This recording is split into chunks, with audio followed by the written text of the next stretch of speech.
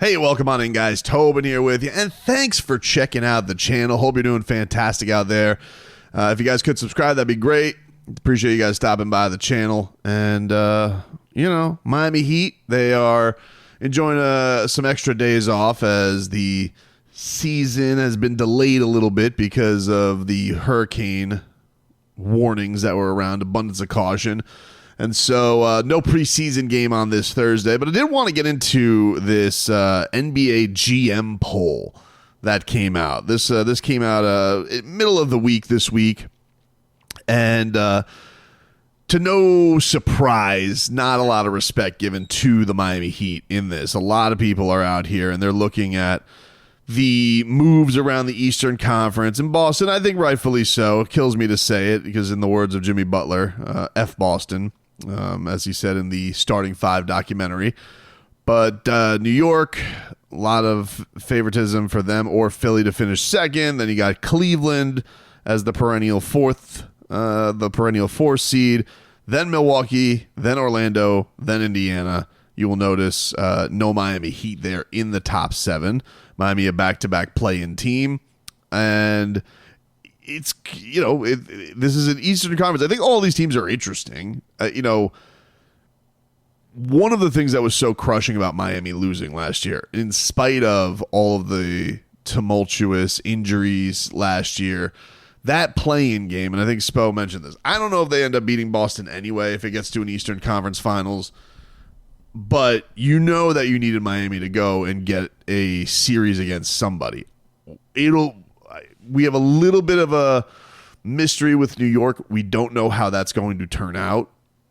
I think they're going to be good, much as it pains me to say this. I think New York is going to be good. I like the Karl Anthony Towns trade. I like what they did. I don't think this is going to be a Molotov cocktail not working. It's just, will it work in a playoff series is the interesting thing. I have definitely thought when the Heat took on the Knicks a couple of years ago and Jalen Brunson was hitting everything, the dude was making everybody have the squeaky cheeks. I did feel like, hey, if you gave these guys another rugged scorer, a dog scorer, kind of why the Jimmy thing struck some fear into my heart if they were able to get him, that they would be a real problem. I don't know if I anticipated somebody like Karl Anthony Towns being that, even though the Wolves were very good last year. I don't know if I anticipated being him. And then you have guys like OG Anunoby who has championship experience, Mikal Bridges who has finals experience. He's getting out of purgatory. They're a really, really weird team. They're a fascinating team because Cat isn't necessarily in love with playing center, but he is their center. They'll at some point get Mitchell Robinson back. They got these tenacious guys that they can throw on the ball handlers with Hart and Bridges and OG Anunoby. And then, of course, Jalen Brunson's going to do all his Jalen Brunson hero things. I get why they're two. I just don't know how good they're going to be. Philadelphia, look, dude. Tyrese Maxey looks like he's ascending to higher heights. I know it makes everybody sick when they go back and they see the draft and they see Precious Achiuwa drafted before him. Now that Precious is now in New York, he's not even with the Philadelphia. He's not even with the Miami Heat anymore, and Tyrese Maxey's balling out.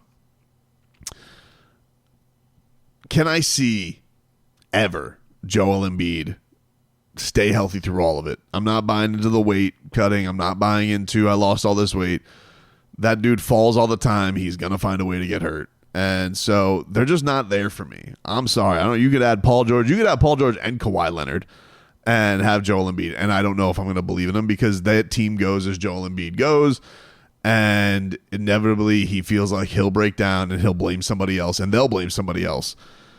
So I'm going to be a constant skeptic on them throughout the entire year. Even if they were the 1 seed, I would be a skeptic on them. Just them. Got to show me after all these years. Sorry. And then, Cleveland, Milwaukee, Orlando, all talented teams, but they're coin flips. Like I'm not writing in ink that these teams are all better than the Miami Heat this year. I'm not. Indiana's honestly out of those teams which they have to finish last. Indiana might be the team that I think is the most legit. I think Indiana is a sick ass team, scores like crazy, pain in the ass to play. that to me, I really feel like if there's Indiana Tobin out there, he's probably feeling the most disrespect that Indiana's thought of as an Eastern Conference Finals team last year, being behind all of these squads. That to me is probably the most disrespectful out of all the GM polls. I wasn't expecting Miami to be in these top 7, but of these teams from 2 to 7, New York is definitely, I think, the most interesting challenge out of here for Miami, what they're going to face. That's the one for me. But Indiana, I would put Indiana 3rd, to be honest with you. I really think that team's good. I think that team's really, really good. So the standings, nothing surprising there. No real award love for the Miami Heat in any of this. No best player anywhere. No best power forward. No Jimmy Butler even in small forward like he was last year. Bam Adebayo not in the top 3 for center in the NBA. That's Joker, Embiid, and Wembanyama. A lot of Wembanyama love in all of this. And then we get to best off season. You got the Thunder, Sixers, and Knicks. Most underrated player acquisition, Alex Caruso to the Thunder, Kentavious Caldwell-Pope to Orlando, Hartenstein to Oklahoma City, Tyus Jones to Phoenix, Klay Thompson to Dallas, and Chris Paul to San Antonio. Those were your things there. Most improved, Grizzlies, Spurs, Sixers. So this, you could basically call this poll the Victor Wembanyama is going to take a leap like crazy this year. That is that's definitely going to be that's definitely going to be one of the stories to watch. He is I was watching, there was one of the games I missed last year. I wasn't able to get to the Wembanyama game. And I'm planning on going to the Spurs game next week, and I hope that he plays because I'm definitely excited to see what that looks like in person. The most love that the Miami Heat got, okay, here we got best defensive player in the NBA. Victor Wembanyama, overwhelmingly the number 1 pick. Bam Adebayo, who has been doing this now 5 straight years on an all-NBA team, on an all-defensive team, finally made a first team last year. Ridiculous. It took him that long. Thanks a lot, voters. But he is tied for second with Rudy and Drew Holiday. So Victor Wembanyama and all that length, he is number 1. We'll see. It's going to be hard. The guy's 7'4". It's like playing with a tight rim. Crazy. Best perimeter defender they gave to Drew Holiday. No Bam Adebayo on any of these lists. Best interior defender, Wembanyama, Rudy Gobert, Anthony Davis. Bam Adebayo is 4th. Most versatile defender, Giannis Antetokounmpo. Now, these were close votes. Giannis, OG Anunoby, Victor Wembanyama, and Bam Adebayo. I just, all right. The guy's the best. I don't know. I get Victor Wembanyama is going to be awesome. I'm not going to act like I watched every single Spurs game. I watched mostly Victor on a few games. I watched the crazy Twitter stuff. I saw some of the blocking that he was able to overcome. Of course, like you look at that, he's a pterodactyl. That's not even appropriate. He's like an albatross pterodactyl with the amount of wingspan that he has. But Bam Adebayo, most versatile defender in the league as far as legitimately. Here's why I think this is stupid that they don't have Bam higher, right? Bam Adebayo is going to be on the best player on the team, whether that player is Nikola Jokic, Joel Embiid, Zion Williamson, or at some points like Shai Gilgeous-Alexander, or like Luka Doncic. Like every legitimate best player, that guy he's got to be on them. And then also Bam is expected to go and score 20 on the other end. Now, Victor's going to be in that category too, because all these super defenders that they have there, none of them are really looked upon to be their guy. Drew Holiday can do that. I mean, he's obviously a huge championship piece and has been proven in that. But it's so crazy to me how, like, when they're like, oh, yeah, most versatile defender. It's weird because, he's tied for second as best defender, but then they're like, but he's not the most versatile. Like, we don't think he's the best perimeter. He's not even in the top 5. and he's the fourth best interior defender. It's just a strange thing to me that like, why does that word get lost with him? Because I think he's a much more versatile defender than Giannis Antetokounmpo. Weird to me, man. All right, so here's where the Heat got the most love, and that was best coach. Erik Spoelstra overwhelmingly voted the best head coach in the league. Mark Daigneault of Oklahoma City was second. Steve Kerr was third. When it goes to best manager / motivator of people, Erik Spoelstra was number one here too. He got the number one. Then it was Steve Kerr, Joe Mazzulla, Greg Popovich, Doc Rivers, Jason Kidd. Last year, this was Erik Spoelstra as well. Best manager, motivator of people. I think the way that he has been able to get the most out of his roster on a given night, especially you want to talk about 38 starting lines last year, I think that's unquestionably manager of people and motivator. Yeah, no doubt. Erik Spoelstra deserves that. In-game adjustments, he finished second to Ty Lue. Best offense, he was not in the top four for there, and the Heat weren't good at offense last year, not surprised. But best defense, it was him, Chris Finch, Tom Thibodeau. Erik Spoelstra was number one overall there. So that was the most interesting. Oh, Chris Quinn finished fourth for best assistant, which, yeah, Sam Cassell of Boston, Micah Nori of Minnesota, Sean Sweeney of Dallas, and Chris Quinn of the Heat tied for fourth with Jeff Van Gundy, who's back in the game, back in the coaching game. Quinny's getting disrespected there a little bit. I know it's a quibble of percentages, but he deserves to be higher. Deserves more hiring buzz, to be honest with you. So the rest of the categories, most fun, Miami Heat were not very fun to watch last year. Hopefully they're a lot more fun this year. Best home court advantage goes to Denver, no surprise. Most efficient offense, Boston, Indiana, OKC. Team's level of success that's toughest to predict. The Miami Heat were in others receiving votes.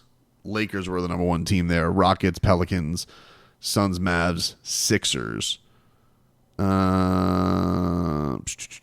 Most athletic, Bam Adebayo got a vote, or got an others receiving votes for most athletic. Anthony Edwards, Giannis were the top two there. Best pure shooter, no votes for Duncan Robinson. Illegitimate vote then. Fastest with the ball, nobody there. Best player moving without the ball, Duncan Robinson got a vote here. Steph Curry wins all these categories, by the way, the shooting categories, no surprise. And most versatile player in the NBA, Bam got others receiving votes there. Giannis, LeBron, Kevin Durant, Tatum, Wembanyama. That's how that went. And yeah, it's kind of the rest. That's this was an interesting one to me on the GM poll, because I am so for this, and I don't understand this. I don't understand the point of these rules, to be honest with you. So it said, what rule regarding play, schedule, draft, lottery, roster construction, or playoff format needs to change? And the winner on this, they were close. 1 and 2 were close, but the winner on this was roster construction, and that was apron rules, trade math, too restrictive, should be indexed to teams' market. I totally agree with this. I think that I'm always trying to figure out with these rules, who the hell does this benefit? Like, who does it benefit? The league got more popular with stars moving. So now stars can't move as much.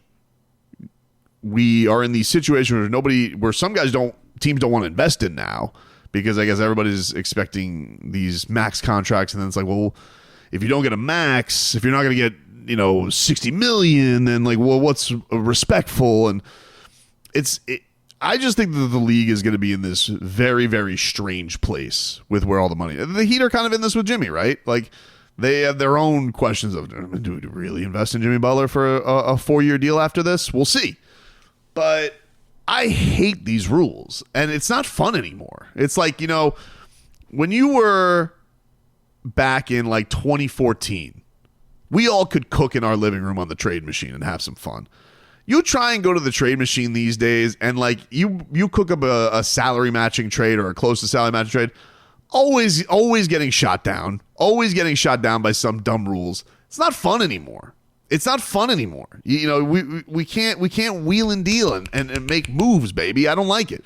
You look at the Miami Heat and you look at their recent success. It's interesting because the Miami Heat used to be the team that took the big swing of the trade. And so you would think the bigger issue on this would be, the Miami Heat won't be able to go and make the swing for, let's just say, Damian Lillard, just for argument's sake, right? But the other thing that's annoying about it is you look at the success of drafting Bam, Tyler, Jaime, Nico, let's say Kel'el Ware hits, let's say Pelle Larsson hits. You start getting so good at drafting, but eventually you're going to have to make a decision on who's not getting a max, who's not getting this. You know, like I think to Nico, right? What is Nico going to look like next year? What does Nikola Jovic want as a contract? Will they, they picked up their option, but like if he's looking for an extension, is he going to look for, he's probably not going to get a max extension based on this team. Will he sign something that's just, nice? Or does he then roll over? Like, what does the player do in that situation? And you're kind of a victim of your own success. So I know there are bird rights, but it's still like you're seeing teams that are like, we got to pick a guy and we got to decide on him. We have to decide whether or not we're going to keep him or not. I think Houston's going through this a little bit right now. I'm sure OKC's going to go through it eventually. Minnesota kind of just had to do that with Karl Anthony Towns, right? Like they have all these guys that they got to pay under Karl Anthony Towns and Anthony Edwards. You've picked Anthony Edwards to be your guy. I just don't like that. I think that's horse bleep, that you can't keep your own guys, and that affects everything the same. Then on top of it, like, okay, the teams that don't want to pay or do want to blow things up or do go in another direction, why are we handcuffing all these teams that they are in these spots where, like, you want to make an improvement, trade for Brandon Ingram, but then you're absolutely f***ed when it comes to your cap. I just or the Bulls with exactly like, I don't understand that. This to me is so silly. It to me puts more teams in bad positions than it would having it be open and in a place where more moves can be made willy-nilly. So I just don't understand it. It's a strange thing to me. Let's look to last year. This Bradley Beal, right? Bradley Beal talked a little bit about this on the radio show, and the Bradley Beal thing was fascinating because he kind of strung his organization along all these years that he didn't want to move just to get his Supermax. No, he didn't get your money. But then is in this position where, like, only 2 teams can make a move for him. And this is one of those things where you're like, well, we're gonna sink ourselves because of our Bradley Beal contract.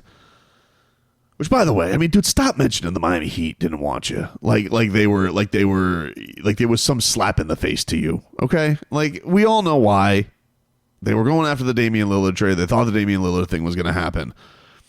This guy will not stop bringing up all the back end trade stories. I thought what he said about the Carl, he said this thing about Chris Middleton, like, Chris Middleton, I think had a player option and wouldn't have been traded to Washington, and then the loyalty bothered me. I'm like, well, okay, well, which one was it? Was it that Chris Middleton didn't want to go to Washington, or did you have a problem with the loyalty? Like, which one was it, dude? Make up your mind. It's crazy to me. Yeah, I think looking over this survey, no surprise, not a lot of love for the Miami Heat outside of Erik Spoelstra and Bam Adebayo getting their respects as best coaches, amongst the best coach and amongst the best defenders in the league. Definitely noticeable how much Jimmy is forgotten about by the general managers. I'm sure he likes it like that, and that usually will perpetuate to a big-time bounce back from Jimmy Buckets. But I can't say, looking over the results, that I'm not surprised by anything. The only other thing that I was, and I mentioned this in a little bit in the video about Kel'el, was just that nobody voted him amongst best steals of the draft, and I think they're going to be sorely mistaken on that one. Just what I think. I think they're going to be sorely mistaken on that one based on the kid's talent. But this is the thing: like when you're in the Miami Heat and you had the season that you just did, all the accolades, all the sleeping, all the disrespect. Like, look, the Miami Heat, if they have this season that the front office thinks they could have if they're healthier, that they like their talent, everyone's going to be like, oh, of course. Jimmy Butler, awesome again. Bam Adebayo. Tyler Hero finally healthy. Terry Rozier sparking them. They have all this young talent. You know, people always say, oh, they don't have the role play. They don't have Strus. They don't get Vincent. They lost Caleb Martin. I'm telling, like, I really like these Heat role players this year. I think that the guys that they have is it's a hell of a crew. I think that the Miami Heat are set up just fine. No disrespect to those guys. They were fantastic and they were important to the Miami Heat. I think that they can be really set up well the way that the roster's set up. I think Spo's got actually some really tough decisions to make because he does have a lot of options to fill it all out. It is going to be their main players and their main horses to make it all go. They're not in a position to say that they were disrespected by these polls because they weren't there enough to warrant the respect of the polls. But I would like to look back at this and make everybody look very, very stupid by the end of this. I would like it for the Miami Heat to take this opportunity to note all of the absent names on these lists so we can bring it back at the end of the season and laugh at it a little bit. That would be a very, very rewarding thing.